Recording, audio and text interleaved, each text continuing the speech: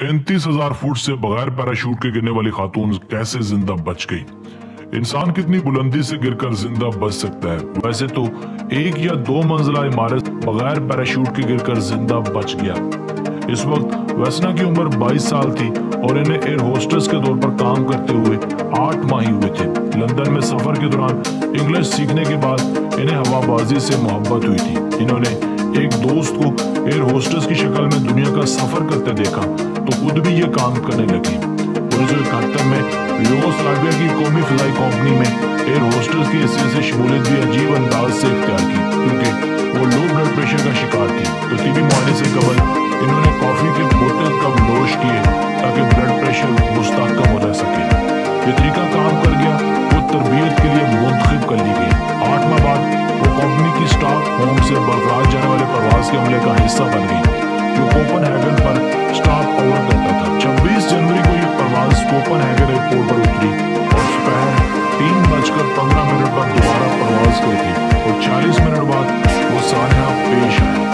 4 बजे के बाद प्यारे के सामान वाले हिस्से में एक बम धमाका हुआ, जिसके नतीजे में प्यारे के टुकड़े टुकड़े हो गए और वो 33,330 फुट से नीचे जमीन पर जा गिरा, जिसमें सवार 28 मुसाफिर और अमले के अफराद हलाक हो गए और सिर्फ वैसना ही जिंदा बच सकी। वो प्यारे के टुकड़े होने के बाद खाने की ट्रॉली में फंस गई थी और चेकोस्लोवाकिया के इलाके सर्बिस्का के मिनाइस में जा गिरी, जहां इन्हें ब्रोनो होनकी नामी शख्स ने दरियाफ्त किया, जो कि जंगे अजीम दोम के दौरान भी रजाकार रह चुका था। जमीन से टकराने के बाद एयर होस्टेस की 2 टांगें टूट गई थी, जबकि खोपड़ी और पसलियों समेत बहुते जगहों पर फ्रैक्चर हुए थे।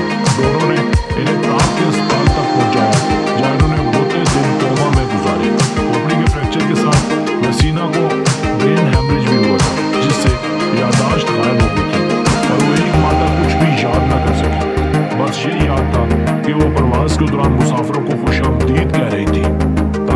अस्पताल में वालिदैन को देखने के बाद इनकी याददाश्त किसी हद तक वापस आ गई, जबकि अस्पताल में 10 माह तक गुजारने के बाद वो फिर चलने फिरने लगी।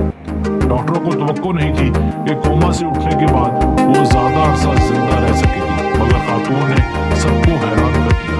चहलकदमी के दौरान पहली चीज जो उन्होंने मांगी वो सिगरेट थी, जबकि सेहतयाबी का अमल मुख्तसर और बहुत ज्यादा कामयाब साबित हुआ। मारीन का कहना है कि त्यारे में खातून की पोजीशन ने धमाके के बाद गिरने के दौरान जिंदगी बचाने में मदद दी।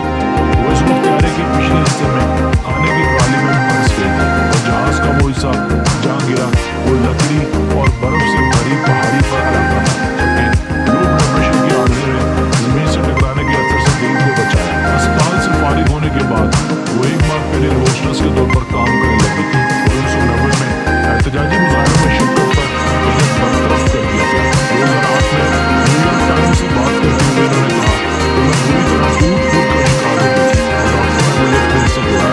किसी को तवक्को नहीं थी कि मेरी जिंदगी इतनी लंबी है। 1982 में इनका नाम Guinness book of world records में इतनी बुलंदी से पैराशूट के बगैर बचने वाले मर्द पर दर्ज किया गया। याददाश्त मुतासर होने के बाद खातून को किनारे से गिरने या धमाके के बारे में कुछ याद नहीं रहा। इनका इंतकाल 66 साल की उम्र में साल 2016 में हुआ। दोस्तों, आज की वीडियो बस यहीं तक थी। ऐसी मज़ीद दिलचस्प और मालूमाती वीडियोस देखने के लिए हमारे चैनल आसिफ अली टीवी को सब्सक्राइब कीजिए और अपनी राय का इजहार कमेंट सेक्शन में लाजमी कीजिएगा। हमें आपकी राय का इंतजार रहेगा। अगर आपने अब तक हमारा channel Asif Ali TV subscribe नहीं किया तो जल्दी से कर लें, क्योंकि हम आपके लिए ऐसी दिलचस्प वीडियो लेकर हाजिर होते रहा करेंगे। मिलते हैं एक नई वीडियो के साथ। अपना बहुत सारा ख्याल रखिएगा। अल्लाह ने